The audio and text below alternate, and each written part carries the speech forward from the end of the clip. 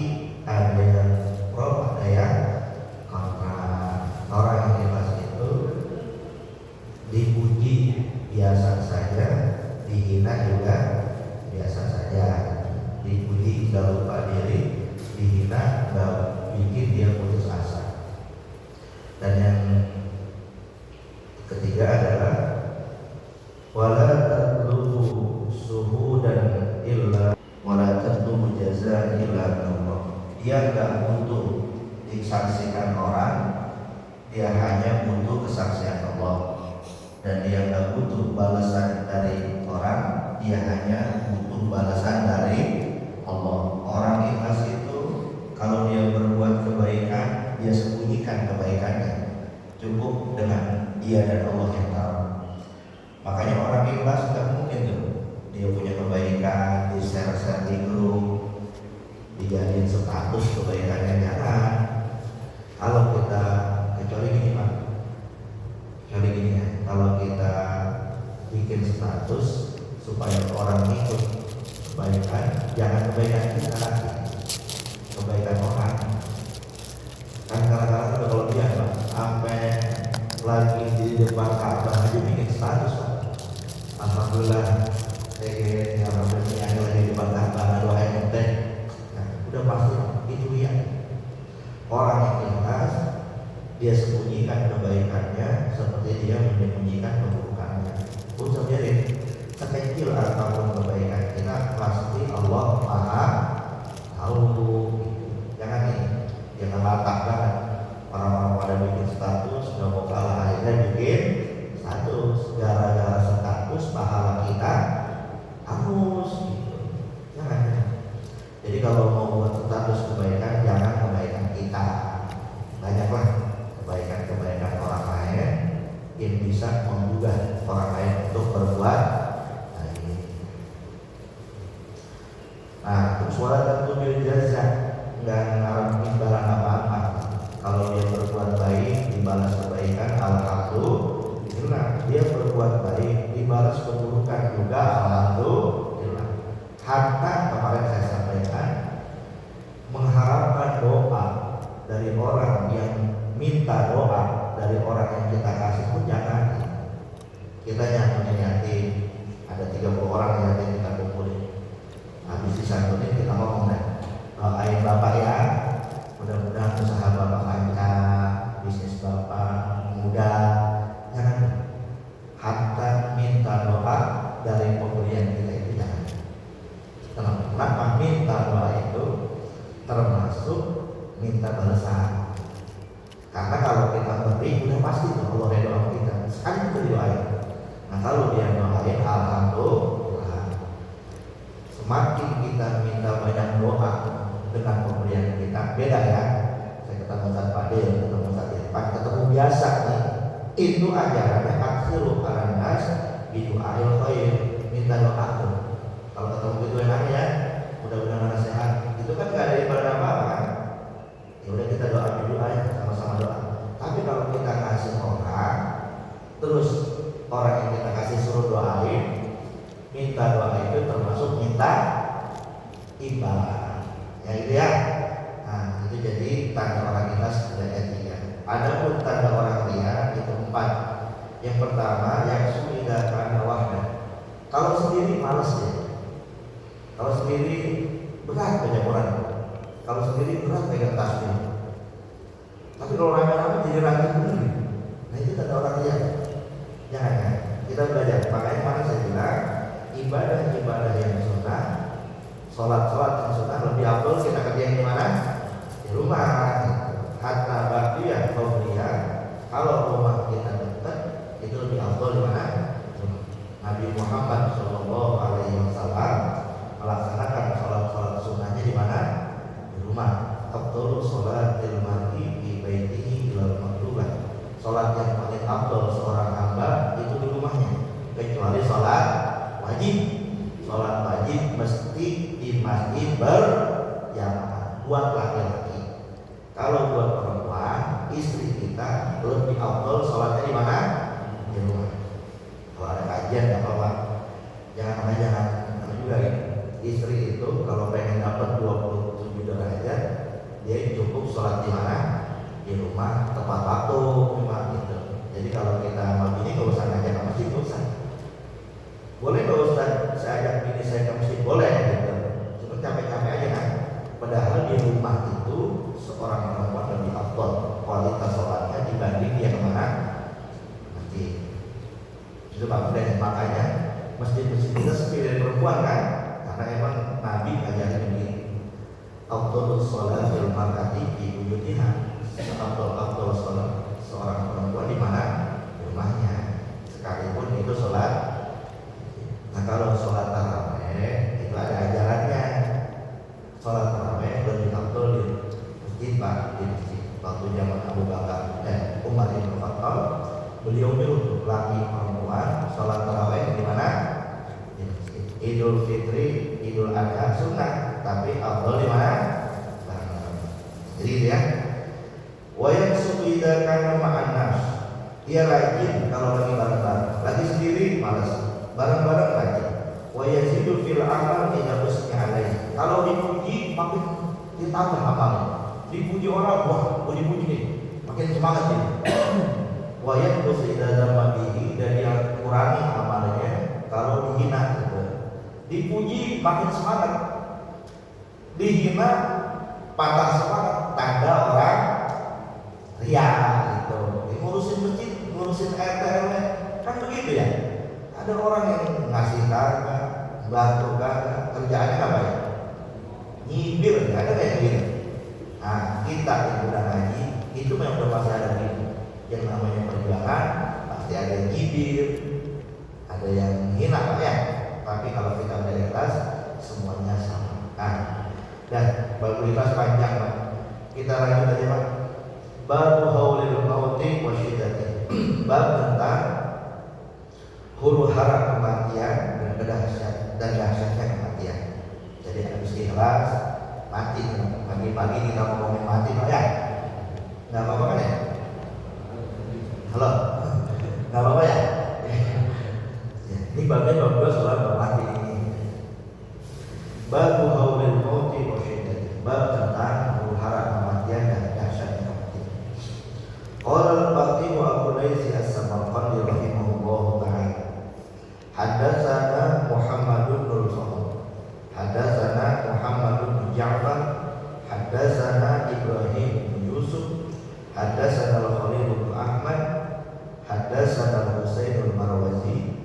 Haddatsana Muhammad bin Abi Adi an Humayd an Anas bin Malik radhiyallahu anhu. Qala Rasulullah sallallahu alaihi wasallam, man ahabba liqa Allah ahabba Allahu liqa'ah.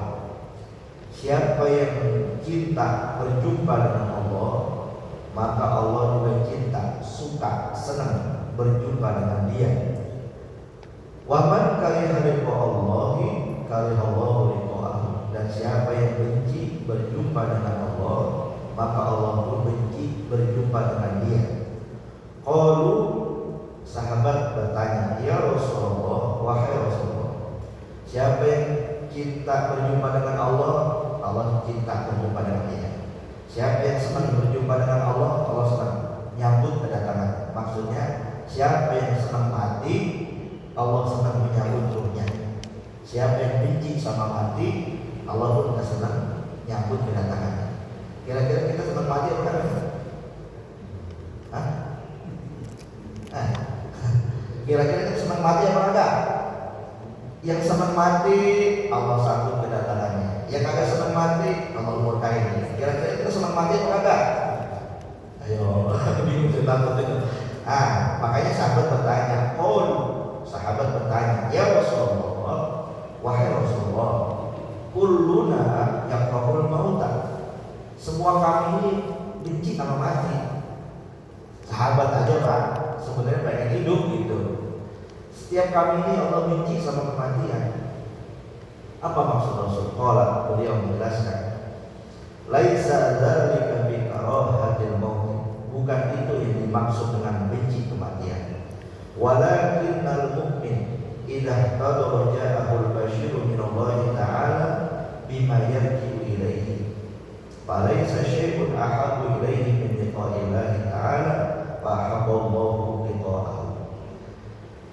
Kata Nabi, sesungguhnya orang yang beriman itu apabila datang kematian kepada dia, ja'ahul basyir, ada malaikat yang datang dari Allah membawa berita gembira ke malaikat bima yarju ilaihi, dengan apa yang akan dia dapatkan.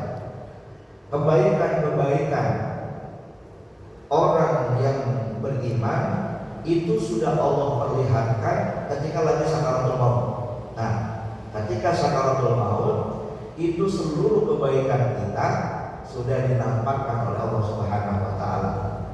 Karena kebaikan kita, tempat kita nanti di surga itu udah dikasih tahu tuh waktu di kuburan, waktu sakaratul maut.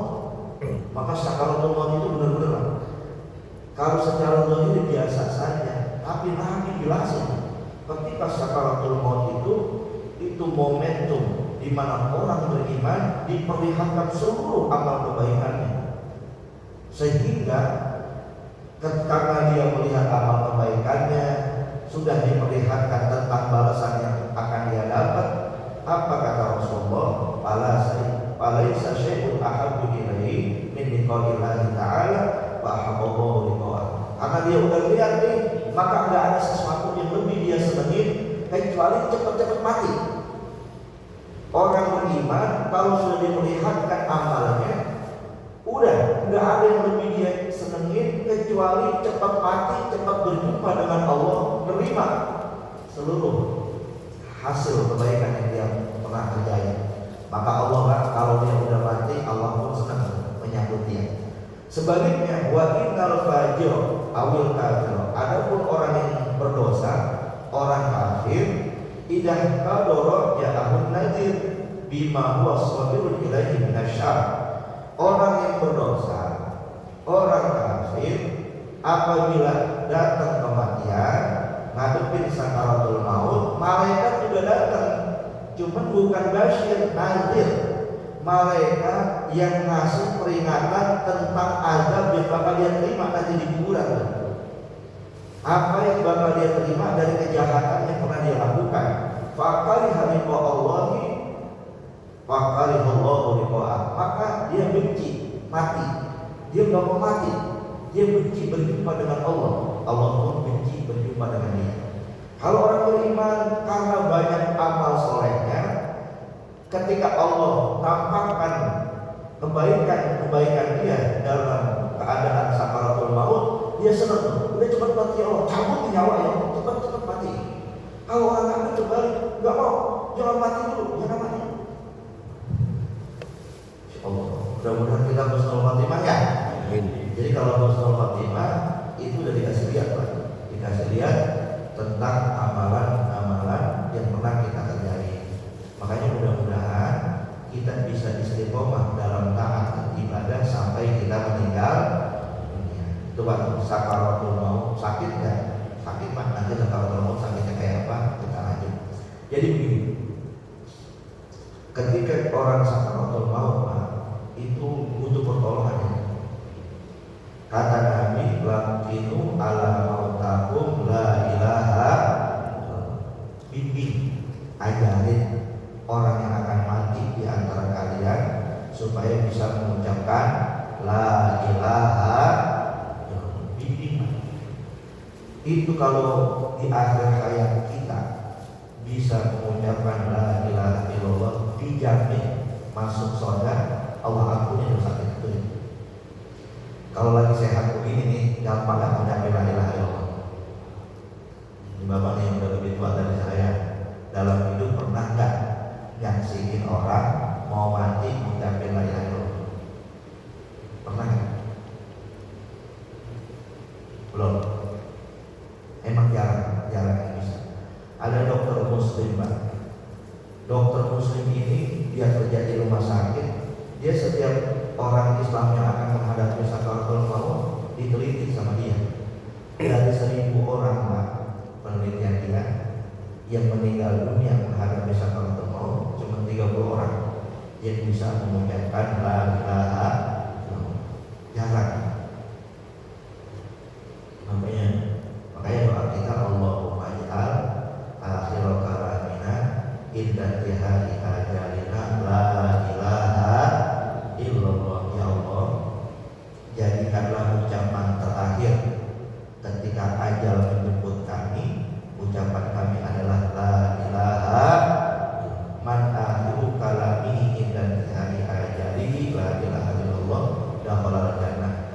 Siapa yang ucapan terakhirnya ketika ajal menyebutnya la ilaha illallah pasti masuk ke dalam surga. Mudah-mudahan kita bisa mencapai la ilaha illallah Pak ya. Nah, bimbing Pak, caranya bagaimana Ustaz? Nih, kalau di rumah sakit muslim Pak, rumah sakit biasanya kalau memang udah ada indikasi dia sakaratul maut, biasanya dokter manggil keluarganya. Saya pernah ada abang Ipa meninggal dunia. Dokter udah bilang, Pak, itu sedang menghadapi sakaratul maut, tolong dibimbing. Ya udah nggak sadar kan dia coba. Tapi terus ini kita deketin kupingnya, pelan-pelan aja. La ilaha illallah. La ilaha. Gak boleh kalau lagi talqin itu, gak boleh kedengaran suara lain kecuali talqin. Sunnah orang lagi ngadapin sakaratul maut dibacain surat Yasin, itu sunnah. Yasin qalbul Quran, Yasin itu jantungnya Al-Quran. Iqrabuha ala mautakum, bacain surat Yasin buat orang yang akan meninggal di antara kalian. Kalau yang akan meninggal ittifaq, kalau sudah meninggal itu istilah. Akan meninggal dibacain surat Yasin itu sunnah. Cuma baca surat Yasinnya beda ketika kita tahlilan, kencang-kencangan. Yang ngadepin sakaratul maut nggak boleh dengan bacaan Quran, nggak boleh dengan bacaan yang lain.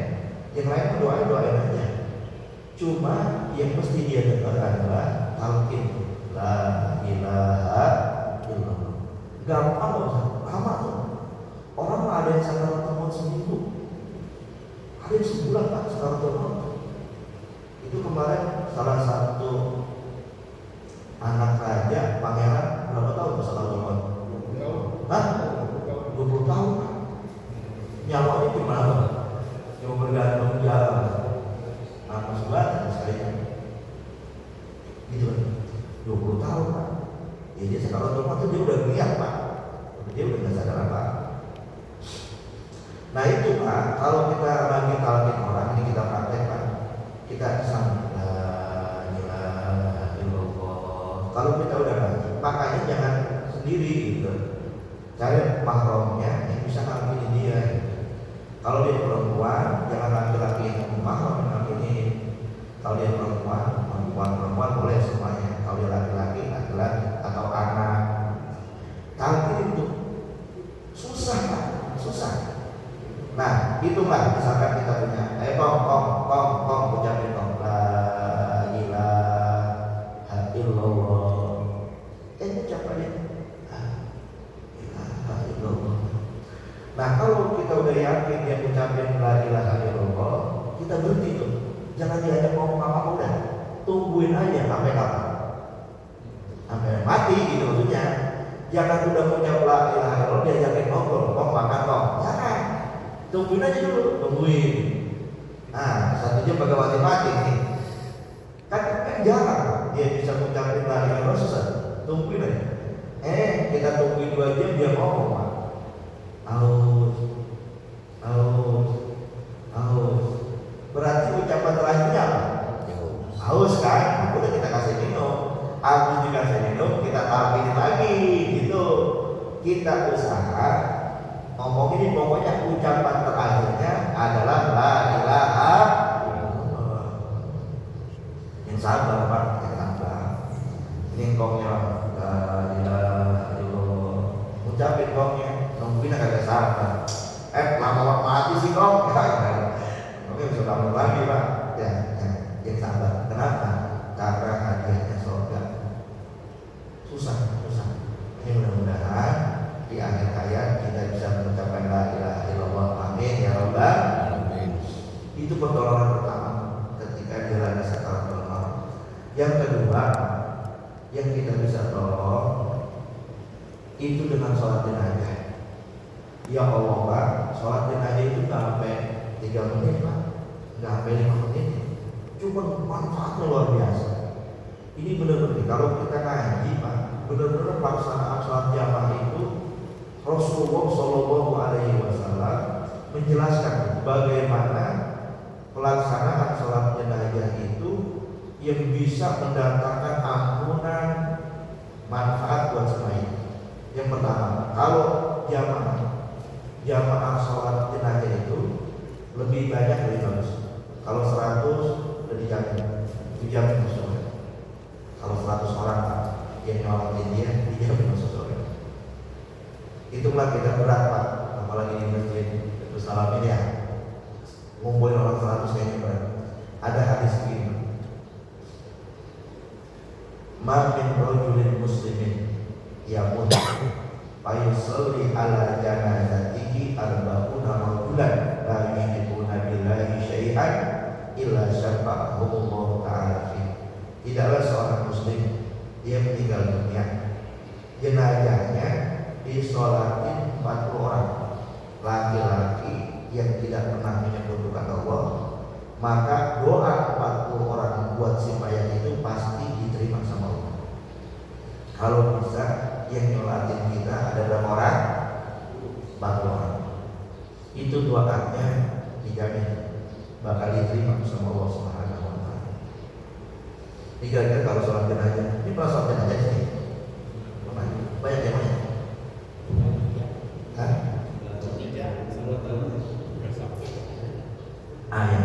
Nah kalau memang kalau 40 begini kan, ada hadis lain betul. Ma min rajulin muslimin yamut fataqumu alaihi salah satu suku pimpinan rijal, salah satu suku pimpinan muslimin illa aujab. Tidaklah seorang muslim dia meninggal dunia, jenazahnya disolati oleh 3 barisan kaum muslimin, maka wajib bagi kita. Bayangin Pak, saking sayangnya Allah sama kita orang beriman. Yang datang dikit, ya udah bikin barisan sholat itu minimal berapa? 3 sholat. Jadi kalau sholat jenazah Bapak beda sama sholat wajib. Kalau sholat wajib di sholat masih kosong nggak boleh bikin sholat lagi. Tapi kalau sholat jenazah hitungannya begitu ke belakang. Kita kayak pramuka aja boleh kayak pramuka. Yang datang ada 20 orang ya, kita bikin barisan 10 baris atau 9 baris, 2 itu boleh Pak. Sholat jenazah makin banyak sholatnya makin bagus. Karena Rasulullah Shallallahu Alaihi Wasallam sholat ala janazah, Rasulullah pernah sholat jenazah. Wa ma'ahu sab'atu nafarin, yang datang waktu itu cuma 7 orang. Jadi dulu mah nggak ada medsos Pak ya.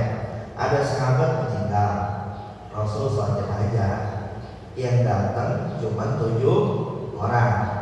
Faja'ala salasata soffan wasnataini soffan wasnataini soffan. Maka Rasulullah menyusun barisan, 3 orang 1 baris, 2 orang 1 baris, 2 orang 1 baris, 3, 2 jadi berapa? 7. Jadi 7. Yang datang cuma 7 orang. Pernah nggak nyolatin 7 orang? Belum pernah kita ya. Di zaman Nabi yang datang cuma 7. Nabi jadi 3 orang 1 saf, 2 orang 1 saf, 2 orang 1 saf. Rasulullah jadi 5. Yang datang 15. Udah saf pertama 5, saf kedua 5, saf ketiga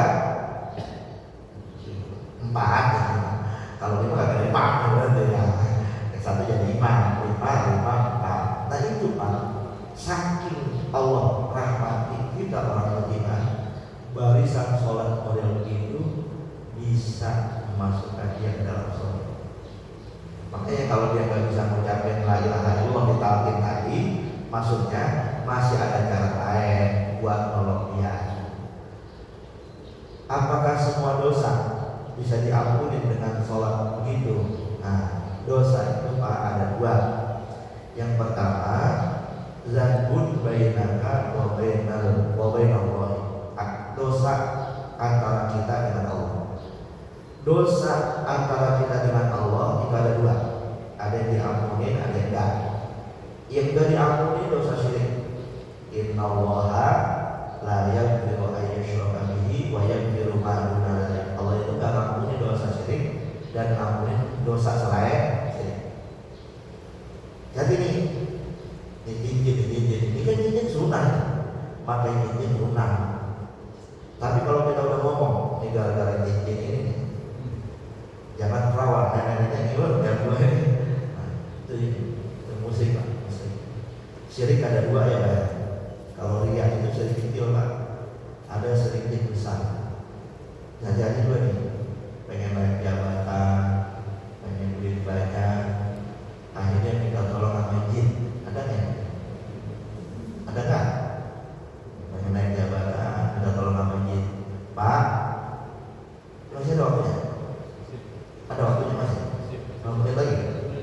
Masih panjang. Belum lagi. Itu Pak, dalam surat jin wakana rijalun minal jinsi ya'uduna bi rijalin minal jin fazaduhum rahaqa. Ada sekelompok orang pengen kaya, pengen sukses, pengen nyari kesenangan dunia, mereka minta tolong sama jin. Fazaduhum rahaqa, minta tolong sama jin itu makin membuat dia sesat. Saya ada Pak, saya pernah ke Sukabumi, Pelabuhan Ratu, sampai sonos ya jam 12 malam lewat gitu Pak. Itu saya di parkiran Pak, di parkiran saya lihat Pak, sambil ngopi pada Pak. Itu banyak mobil-mobil plat Jakarta. Gak lama dari pantai keluar tuh Pak, orang pada ada yang laki-laki cuma nggak pakai tangan doang Pak, pakai anduk di sini. Yang perempuan cuma pakai anduk doang, banyak Pak. Saya tanya tuh Ustaz, itu orang lagi pada ngapain? Dia habis minta tolong sama Nyi Roro Kidul katanya gitu. Jadi itu ada Pak. Jadi emang ada orang pengen bahagia dunia, dia minta tolong sama jin. Terus yang kedua dukun. Man ata kahinan aw arrafan fasaddaqahu fasa'ala an sayyid fasaddaqahu bima yaqul faqad kafara bima unzila ala Muhammadin sallallahu alaihi wasallam. Siapa yang datang ke dukun atau paranormal bertanya sesuatu sama dia, yakin sama jawaban dukun, maka sungguh dia telah kafir terhadap ajaran yang dibawa oleh Nabi kita Muhammad. Jadi ya, sama dukun juga yang percaya, termasuk masalah pengobatan. Ini orang-orang karena dia kaya Pak, karena duitnya banyak, pergi ke dukun Pak, bayar berapa juga nih? Itu begini, salah satu pengobatan yang ada unsur syiriknya Pak, itu medianya binatang. Kita berobat disuruh bawa kambing, nanti penyakit kita dipindahin ke kambing. Itu pasti syirik ya kan? Udah kalau bapak sakit datang aja ke rumah sakit ya Pak ya. Kalau emang ada gejala-gejala non medis bisa diruqyah. Itu ajaran yang ada di sini. Nah, yang kedua ada dzambun bainaka wa bainal ibad, ada dosa sesama kita. Dosa sesama kita gak bisa diampuni oleh Allah sebelum kita saling memaafkan. Bapak pernah menghina orang, pernah mencaci orang, memfitnah orang, Bapak meninggal, belum minta maaf, dosanya ke bawah ke kuburan, kepada mahsyar sampai neraka. Didoain jangankan 40 orang, 3 barisan kaum muslimin. Bapak disolatin di Masjidil Haram di Mekah, di Masjid Nabawi di Madinah. Kalau dosa sesama manusia nggak bisa diampuni sebelum kita minta ini nama ya tidak, jaga mulutnya, jangan apa nyakitin orang. Yang kedua, dosa apa? Dosa hutang. Hutang itu nggak bisa diampuni kecuali dengan bayar. Jadi hutang bawa mati. Ada yang punya hutang? Rumah masih hutang rumah. Iya kalau jemaah ada asuransi Pak ya. Kalau ada asuransi berarti hutang kita udah. Makanya kalau kita sholat jenazah, sebelum sholat jenazah biasanya ada sambutan dari keluarga. Yang pertama terima kasih kan.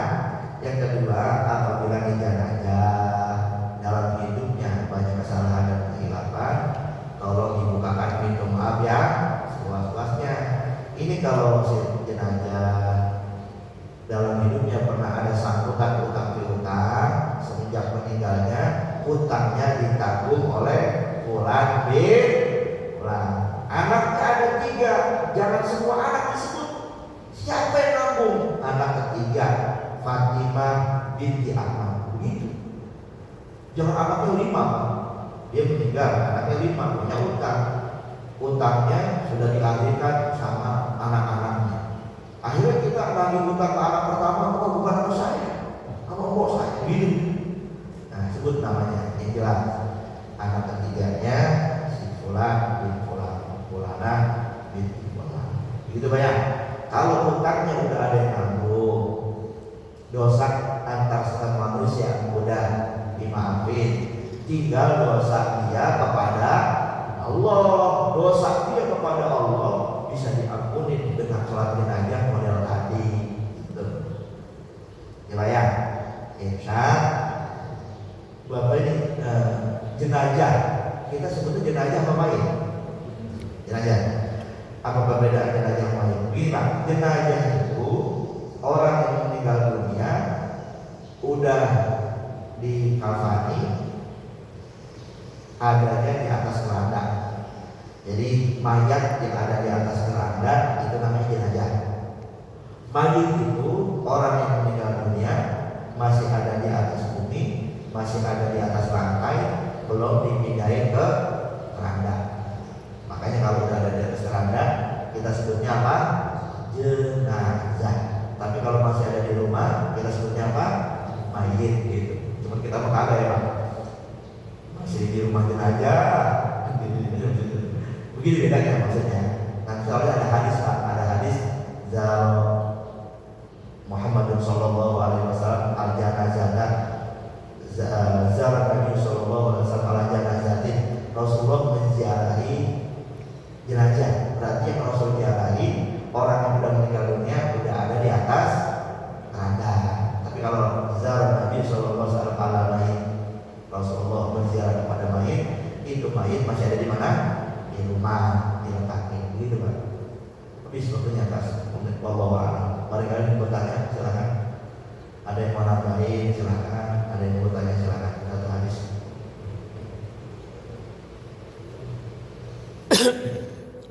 Ya, boleh nanya Ustaz? Assalamualaikum warahmatullahi wabarakatuh. Kalau kita melihat ada yang meninggal Ustaz, terus dia berusaha kita talkinin, terus kemudian cuma a aja gitu, itu masuk ini enggak? Orang mau menyebutkan susah, saya la ilaha illallah kan susah, misalnya dia la itu udah masuk, ini bukan Ustaz? Wah ini, kalau kita berpatokan hukum itu namanya zahir, hukum itu zahir. Kita itu ngambil patokan hukum apa yang kita lihat secara nampak. Itu baik kan begitu Pak, ya maksudnya udah kagak sadar. Nanti Pak, dia bisa nggak bisanya ucapin kalimat tauhid itu atas kehendak Allah. Tugas kita tauhid aja kan. Kalau dia masih itu berarti mata zahir kita belum melihat dia mengucapkan la ilaha. Terus kita akhirnya sampai mati.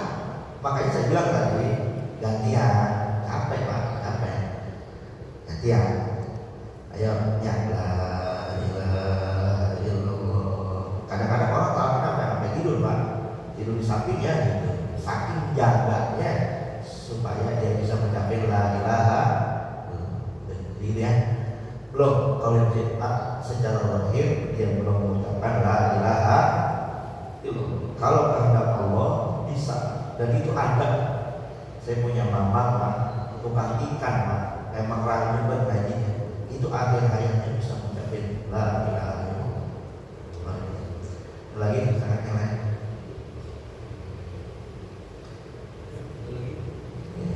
Dari lain, ini paham apa kan ini? Lagi, oh, udah ya, cukup ya, udah suruh pulang. Satu lagi boleh Ustaz? Ya. Ini Ustaz, kalau kita punya dosanya sama manusia nih, kalau sama Allah kan hubungan kita sama Allah. Kalau sama manusia terus kemudian manusianya kita nggak pernah ketemu lagi, gimana Ustaz? Manusia? Kita yang punya dosa sama manusia, terus manusianya nggak pernah ketemu lagi sama kita mau minta maaf, gimana Ustaz? Misalnya sampai kita akhir hayat gitu nggak pernah ketemu gitu. Kita pernah zalimin orang, teman kantor kita zalimin, kita fitnah. Nah dia, kita pengen minta maaf, kita udah nggak tahu nih keadaannya bagaimana. Nah, makanya kita beristighfar. Salah satu istighfar yang mesti kita baca, Astagfirullahaladzim li wali walidayya waliman zalamna aw asana ilayya. Ya Allah, ampunin saya, ampunin dosa kedua orang tua saya, ampunin dosa orang yang pernah saya zalimin, saya sakiti. Nah, karena kita belum ketemu dia, kita bantu dia dengan doa-doa kita. Nanti di akhirat, walaupun kita belum minta maaf, dia sudah mendapatkan kemuliaan karena doa-doa kita. Nah, makanya diajarin kan, waliman zalamna aw asana ilaihi, ampunin ya Allah orang yang pernah saya zalimi atau orang yang saya pernah berbuat jahat sama dia. Ini kalau kita yakin nggak bisa ketemu orang itu, tapi kalau bisa harus minta maaf, harus minta maaf, kita temuin. Yang kedua, kalau zalimnya berupa hutang, kita punya hutang harus pulang, pulangnya udah ketahuan kemana nih. Kalau emang dia udah mati, ada ahli waris, hutangnya buat ahli waris. Kalau ahli warisnya pun kita nggak tahu, ngapus hutang, dosa hutang itu, kita sedekahkan hutang kita itu ke masjid, ke jalan Allah, niatnya buat orang yang hutang tadi. Misalkan kita hutang sama si A-nya udah meninggal dunia, ahli warisnya kagak ada, ya udah kita datang ke masjid itu sana, kita infak, Ustaz Fadil ada duit 10 juta, ini infak atas nama fulan bin fulan. Dan tuh, itu nanti secara hukum agama utang itu dibayar. Tapi ternyata dia belum mati, ketemu kita, ayo, ada cari ente, ada bayar utang sama ente. Ya Allah, ya nggak apa-apa, mana lagi belum duit ini. Gini, padahal tadi udah apa? Udah diinfakin. Kalau dia kita ketemu, infak tadi gugur Pak, kewajiban utang masih tetap ada. Itu jangan, lo udah ada infakin duit ente lah, jangan. Itu tadi kita infakin karena kita khawatir mati kita nggak kerja. Nah kalau kita udah infakin atas nama dia, ternyata dia masih butuh duit itu, infaknya gugur, pahalanya buat kita ganti duit dia. Tapi kalau kata dia, yaudah alhamdulillah nggak apa-apa deh, karena ikhlas, karena reno. Makanya butuh kwitansi tuh, kalau begitu tuh infak itu butuh kwitansi supaya bukti otentik bahwa emang infak atas nama dia.